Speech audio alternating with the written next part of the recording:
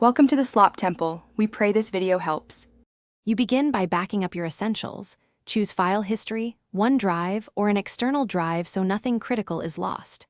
Next, sign in with an administrator account and make sure you know your Microsoft account password. This avoids lockouts later. Once done, plug into power and connect to the internet so updates and cloud options work. These prerequisites make the reset smooth.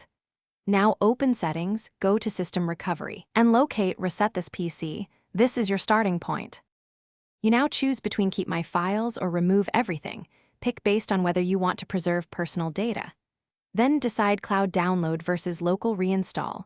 Cloud pulls the latest build, about 4 GB, while local uses files already on your machine.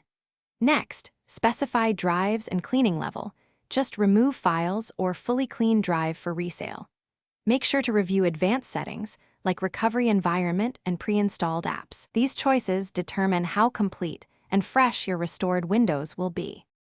You review the reset summary, verify options, then click Reset and step away while the process runs. It may restart several times.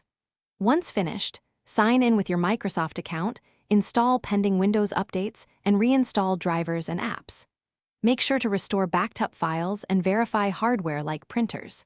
If the reset fails or you see errors, create a USB recovery drive on another PC, or run sfc/scano and dism to repair system files. These fixes often resolve underlying issues and let you retry the reset. Thanks for watching. Consider subscribing if we helped you.